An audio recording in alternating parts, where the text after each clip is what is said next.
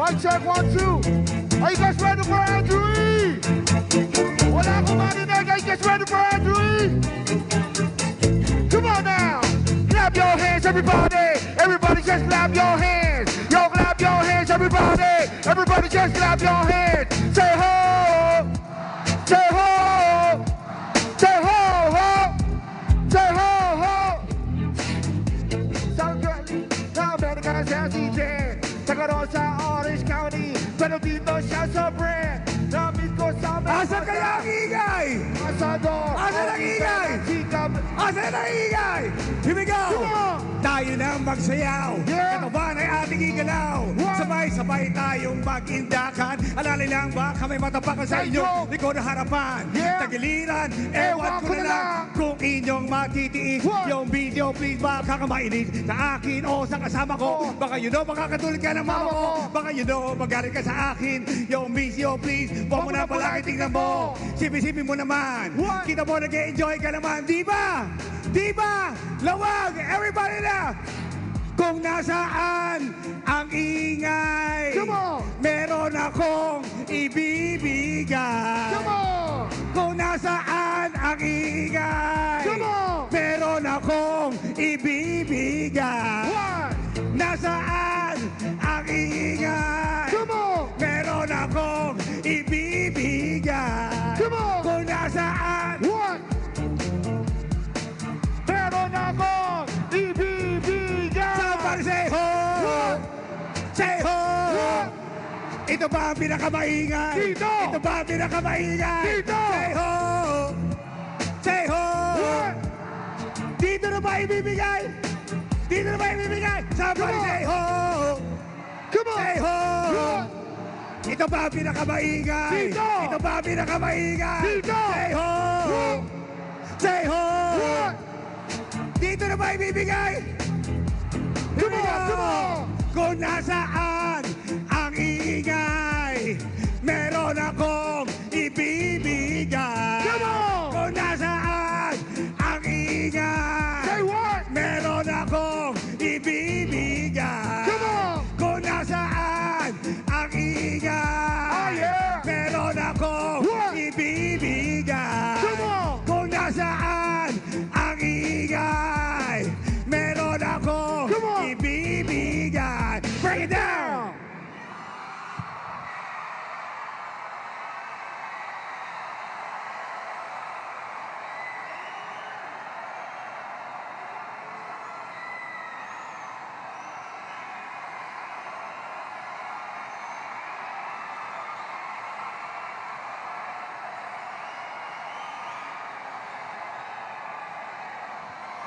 Magandang gabi, Lawag! Sa lahat ng mga Ilocano nandito sa loob ng lugar na ito, sigawan tayong lahat! At sa lahat po ng mga taong maglilingkod sa atin na nasa aking likuran ngayong gabing ito, palakpakan tayong lahat, mga kaibigan. Kung nasaan ang ingay, meron akong ibibigay.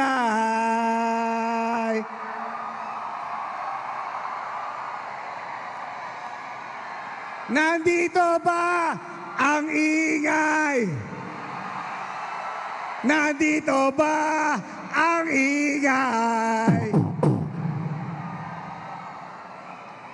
Makinig kayong lahat. Pag sinabi kong 12, sabihin nyo alyansa. 12. 12. 12.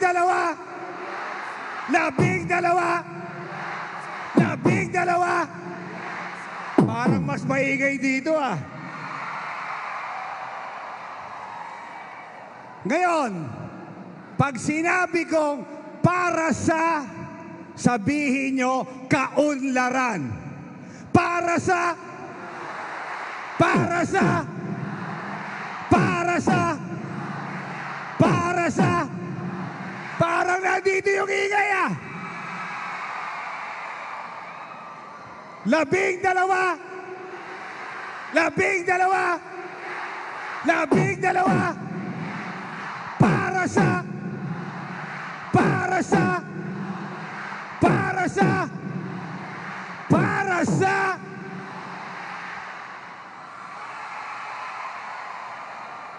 let me hear you say ho.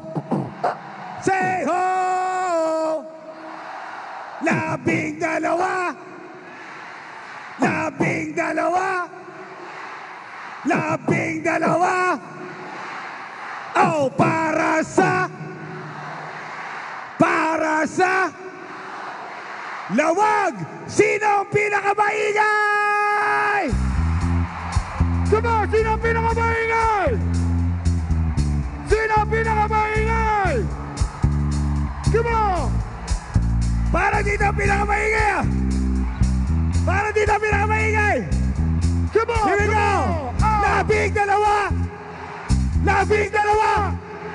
Labing dalawa. Labing dalawa. Para sa everybody sabay-sabay. 1, 2, 3. Ako'y nasa Malate.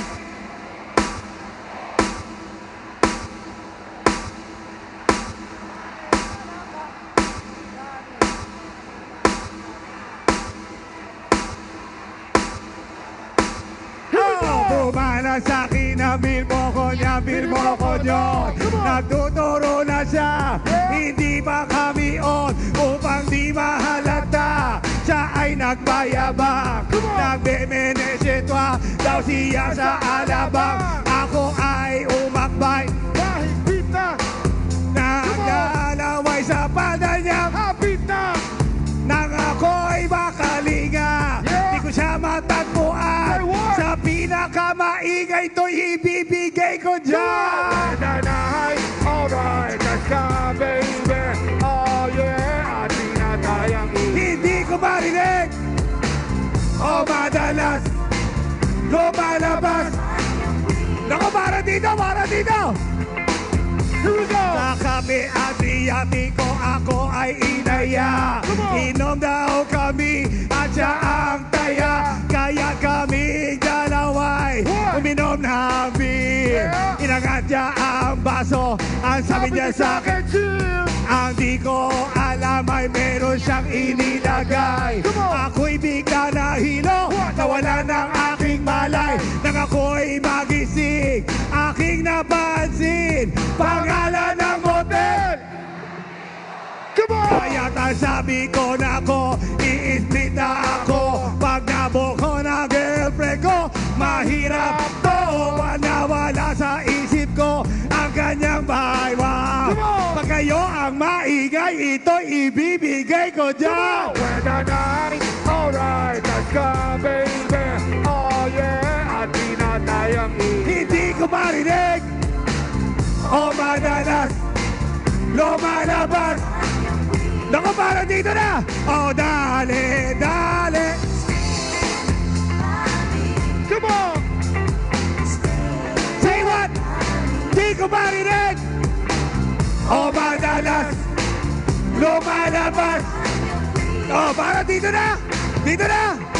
Oh, kami ay nagtatawanan at nagkukwentuhan. Doon sa sopa kami ay naglalampungan. Ang ginaw para kung nasa Roppongi. Tinatay niya ang ilaw, binuksan ang BCD.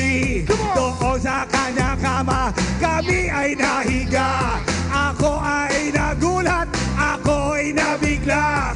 Ako'y nagiginig, pawis na pawis. Tinutok ko. At ang sabi niya sa akin,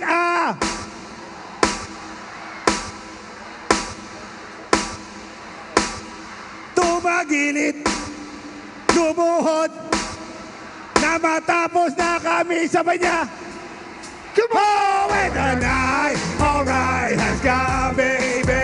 Oh yeah, pinatayaki. Everybody sing!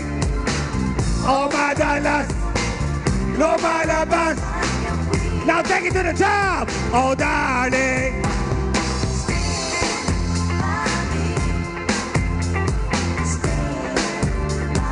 Di ko marinig. O madalas lumalabas. Karat. Come on, come on. Para sa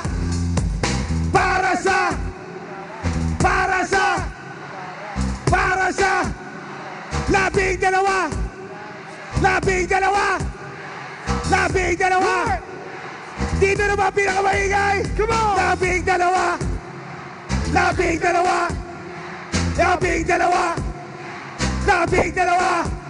Oh, para sa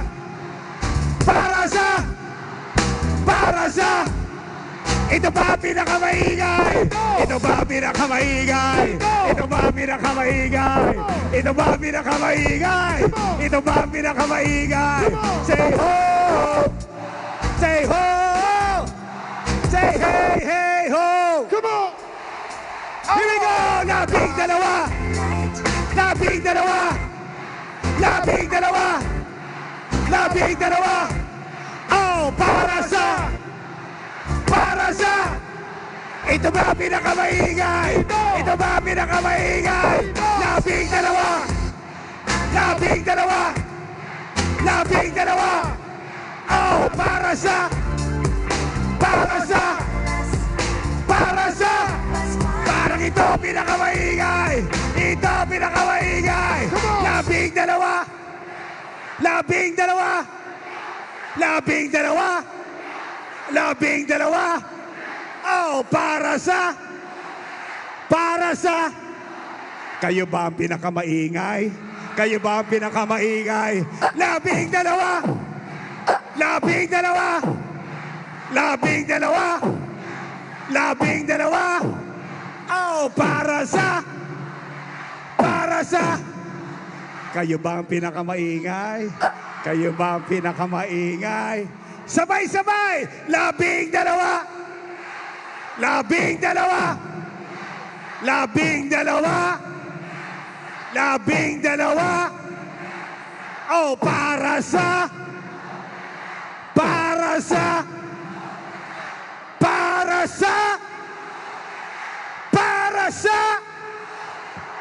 thank you!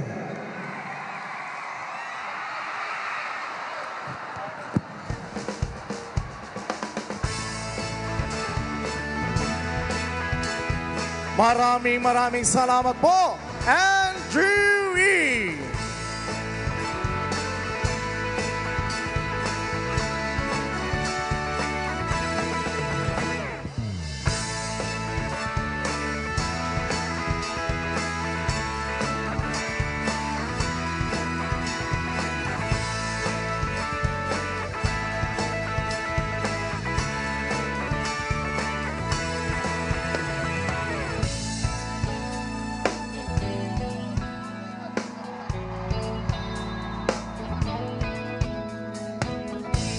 Mga kababayan, upang ipakilala ang panauhing pandangal, amin pong iniimbitahan sa entablado, Ilocos Norte 1st District Representative, Congressman Sandro Marcos.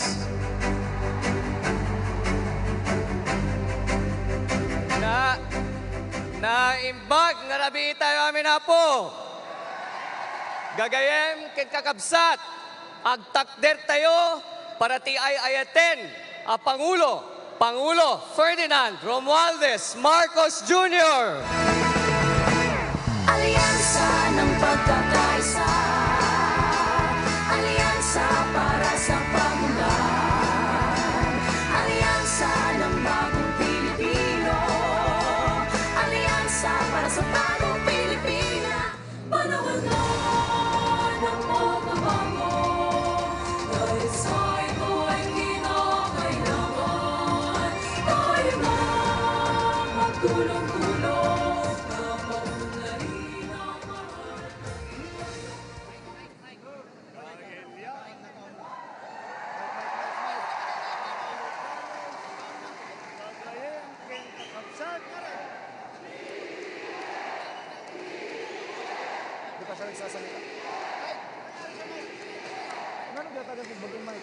Kailyan, Ilocos, Gagayem, Ken, Kakabsat, na imbag nga malemyo amin.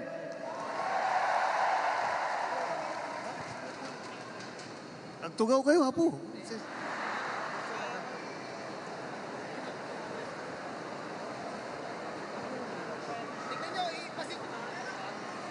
Parang mahirap makapaniwala na nandito na naman tayo sa kampanya.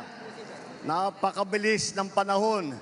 Napakabilis ng pagdaan ng 3 taon na akala natin ay magiging mas matagal. Ngunit nandito nga tayo sa darating na halalan sa Mayo. At sinimulan po natin ang aming national campaign, kagaya ng dati, dito po sa ating minamahal na lalawigan ng Ilocos Norte.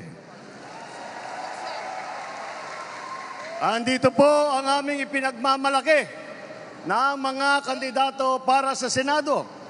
Ngunit, bagamat nakatuon ang pansin natin sa ating mga kandidato para sa Senado, huwag po natin kaligtaan ang halos 18,200 na local executive na ating ihahalal sa Mayo. Nabanggit ko po ito dahil may pagmamalaki ng alyansa na kami lang ang may kumpletong ticket mula sa senador hanggang sa sangguniang bayan ng pinakamaliit na bayan ng buong Pilipinas. At hindi pangkaraniwan ang mga aming kandidato. Hindi po kagaya ng mga nakikita natin sa mga iba't ibang partido. Hirap na hirap makakuha ng kanilang mga miyembro. Ang aming pong ipinagmamalaki at pinaglalaban ay subok na at matagal nang nagseserbisyo sa publiko. Hindi po ay naaawa rin po kuminsan sa ating mga katunggali dahil nagmamakaawa para makakuha ng mga malalakas at magagaling na kandidato. Di tulad ng iba, karampot lang ang kandidato. Dito po, buo kami. Hindi lamang buo sa numero, ngunit buo ang loob para ipaglaban ang kapakanan ng bawat Pilipino at ang buong Pilipinas.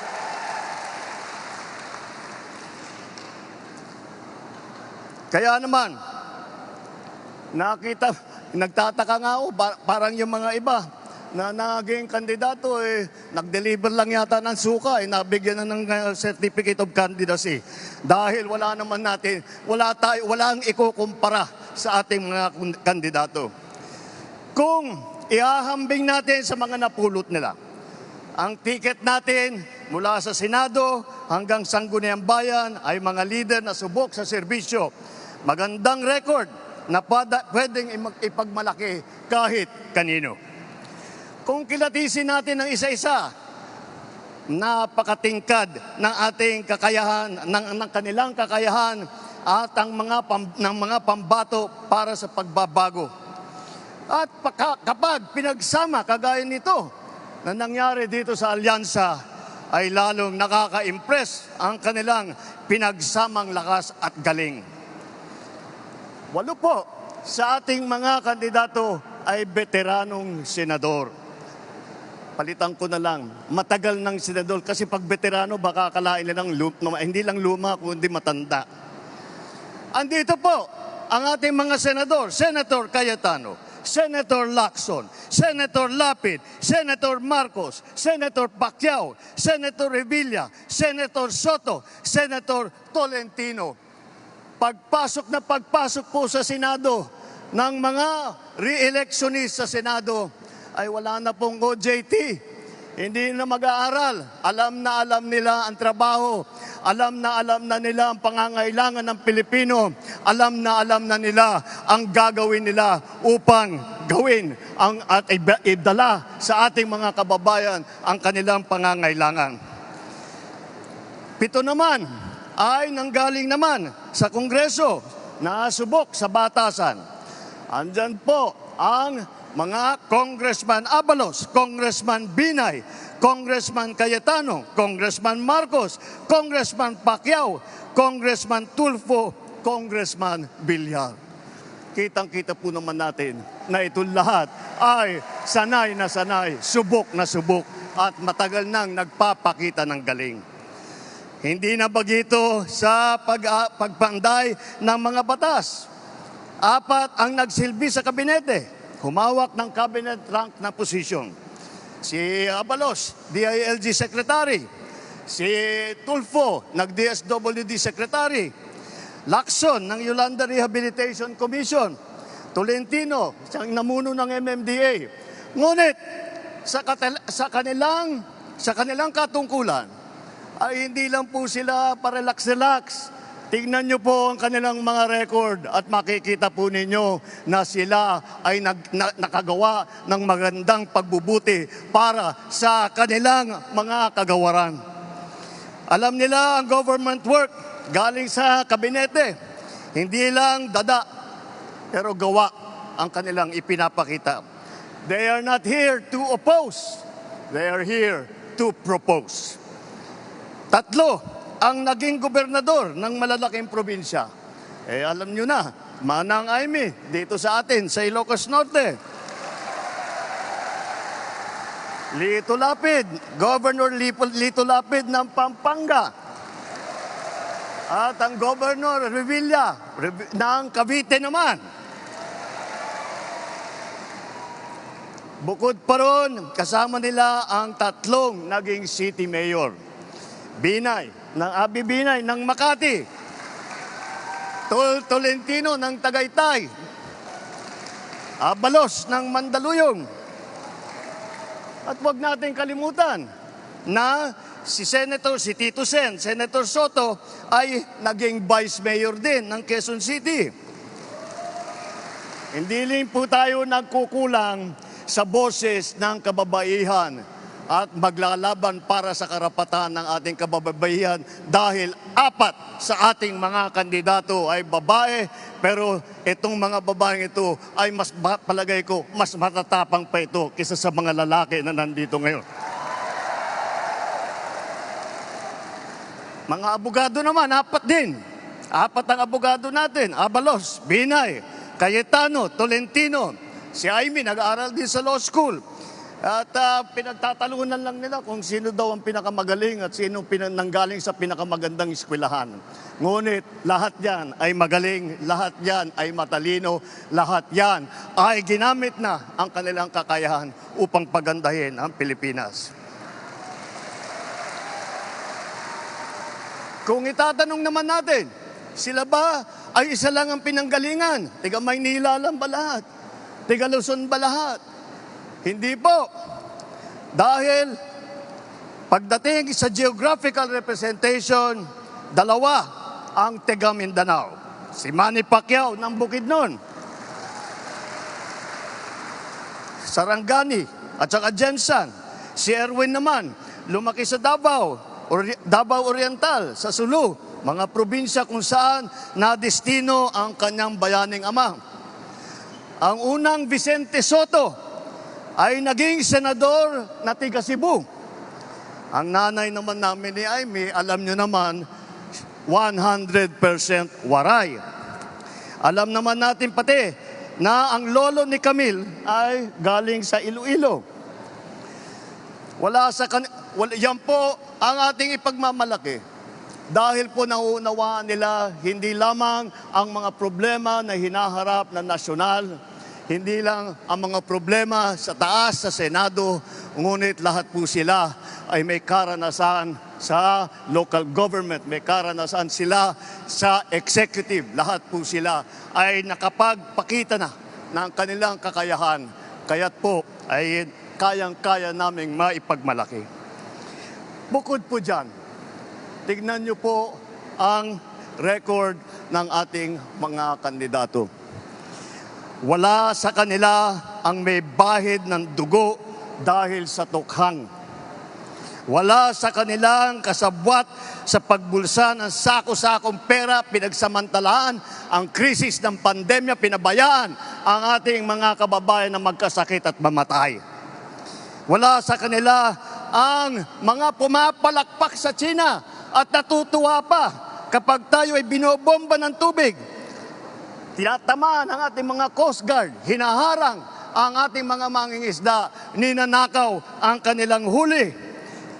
At bukod pa ron ay inaagaw pa ang mga isla natin para maging bahagi ng kanilang bansa. Wala po sa kanila ang tilang sakristan ng isang bulaang propeta na nasasakdal dahil sa pagyurak sa ating kabataan at sa ating kababaihan.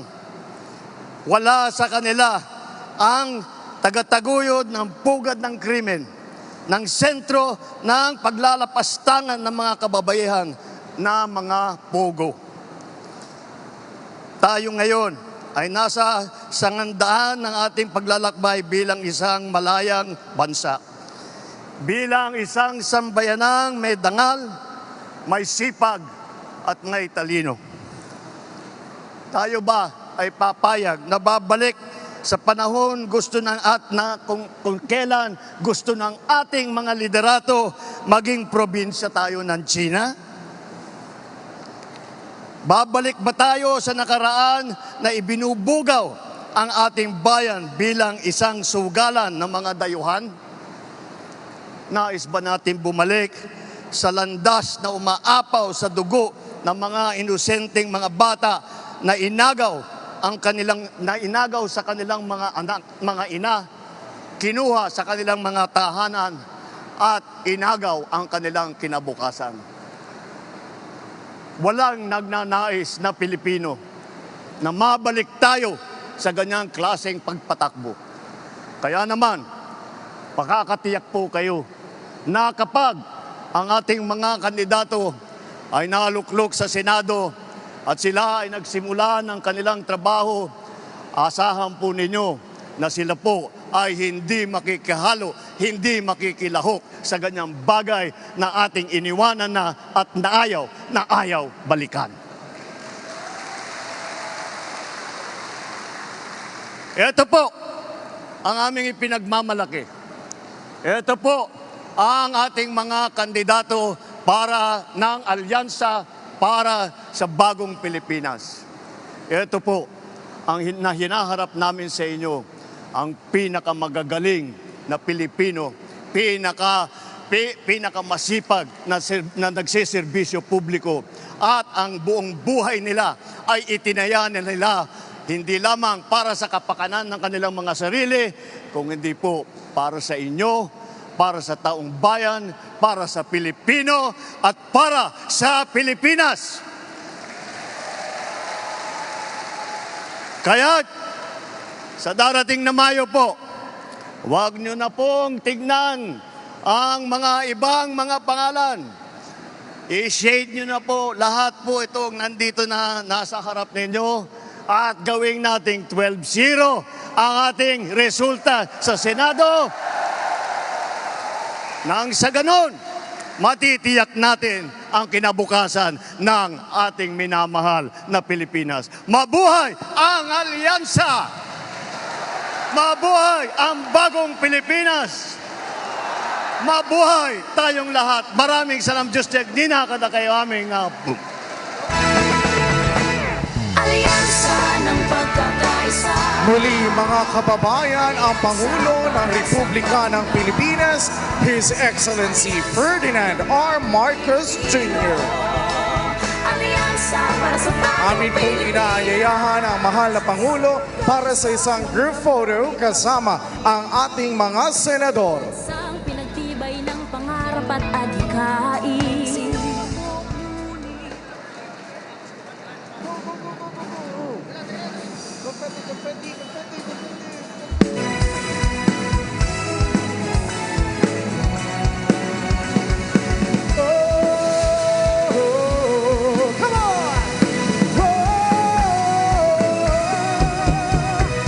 Alyansa ng pagkakaisa, alyansa para sa pag-unlad, alyansa ng bagong Pilipino, alyansa para sa bagong Pilipinas, pagkakaisa ng damdamin hangarin, alyansang pinagtibay ng pangarap at adhikain, sinubok ngunit nanatiling